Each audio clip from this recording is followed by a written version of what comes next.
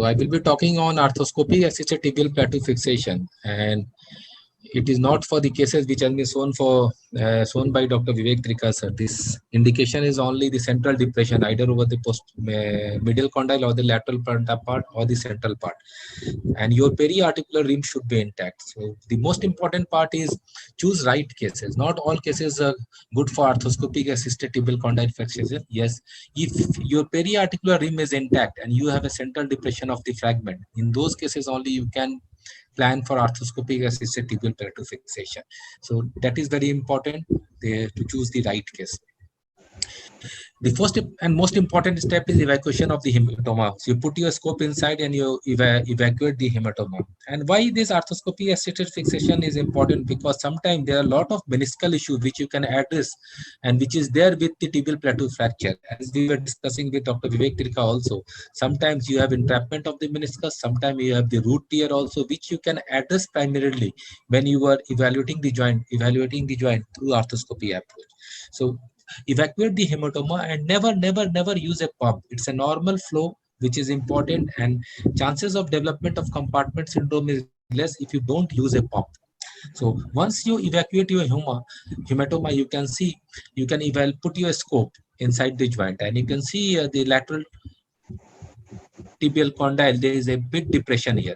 And what is the importance of this arthroscopy? You can just judge whether the depression is in just central part, it is extending posteriorly, or it is extending toward the submeniscal area, or it is extending anteriorly. And it gives you a three-dimensional view, which is very difficult to get in C-arm. In C-arm, every time you have to get AP and lateral view. And sometimes you are lifting the fragment, you lift the anterior fragment, again in lateral view, you see the posterior fragment has not been lifted. And that can be very well done with arthroscopy assisted elevation of this centrally depressed fragments. So this is our sixth probe. We call it our sixth finger, the arthroscopic probe. So you can put your probe inside the meniscus and you can see the extent of the lesion. This is very important. Just by putting this probe, you can see whether your depression is extending towards the towards the undersurface of the meniscus or not. And most of the time you will find either it's on the medial tibial plateau or the lateral tibial plateau. It extends towards the meniscus, and most of the time some amount of depression is there in the submeniscal region also, which can be addressed when you are doing it arthroscopically. So the most important part is the first step is without using C-arm, you just put your arthroscopic jig over the center of the depressed fragment. You can see this is arthroscopic jig over, and the tip of the elbow jig is over the center of the depressed fragment. And now you fire your width pin. So once you fire your width pin, you can see and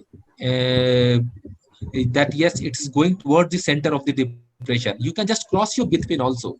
And the second important part is use a 10 millimeter arthroscopy drill, and don't go through and through. Drill it for 10 to 15 millimeter, and after 10 to 15 millimeter, just leave it, because beyond that, if you drill, you will damage the subchondral bone, you will damage the articular cartilage. So drill up to 10 to 15 millimeter, and don't leave at least 15 to 20 millimeter of subchondral bone there. Now you can use an impactor, a curved impactor, or you can use the back part of your drill, which is a blunt instrument, or you can use your routine impactor to elevate your depressed fragment. And this is very important step. So you can see there is a large central depression, and here you can see. So once you start, you can visualize whole of the depression. You can see more than 10 millimeter depression here. The depression is extending towards the undersurface of the meniscus, and as you are impacting, you can see gradually the depressed fragment is coming up. Like you can see the anterior part, you can see the depression of the posterior part, you can see the depression on the medial part, you can see the depression in this submeniscal part. And most of the time I usually elevate 1 or 2 millimeter more than the articular surface. You can see I have elevated 1 or 2 millimeter more, and this is very important. You can see the whole of the elevation. You can see here, you can see you have elevated the posterior part, you have elevated the anterior part, you have elevated the submeniscal part. And if you do under C-arm, I'm not telling it's impossible, but sometimes it's very elevated the whole of the centrally depressed fragment or not. And as you can see here, the whole of the depressed fragment, the whole of the articular fragment which were depressed here has been elevated. And now the fixation is very routine. You have just elevated the depressed fragment.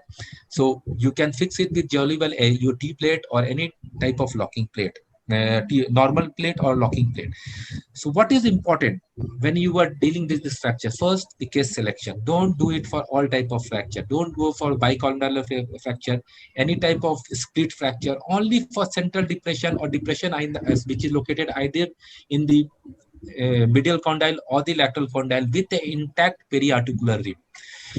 Never use a pump when you are planning for an arthroscopic assisted elevation of a tibial plateau fracture, because using a pump, sometimes if you are doing it in acute setting, when you use a pump, if there is a posterior capsule rupture, the fluid will seep inside the posterior compartment and the chance of development of compartment syndrome. To prevent it, put a bandage or a smack lightly over the proximal part of the calf, and that has been shown in literature that if you put a tight bandage over the proximal part of the calf, there is less seepage of fluid in the posterior compartment, and chances of development of compartment syndrome is less. And it's a not only a CM assisted procedure, it's a arthroscopy, scope, and arm CM assisted procedure. So check your all the instrumentation are working well before you start this procedure. And definitely after completion of the procedure, always put your thumb over the calf to see for any tightness. Most of the time you can see it's a normal supple calf, but if it is a tight one, don't hesitate in releasing the compartment. So none of, in my cases where it was a central depression, I have to release the compartment, but this should be in your routine practice. So all these patients, whenever you are releasing the tourniquet, see for the tightness in the calf, so that it's not like that the fluid has seepage in the posterior compartment. You fix it nicely, but the patient has developed compartment syndrome. And this is very important part. Thank you.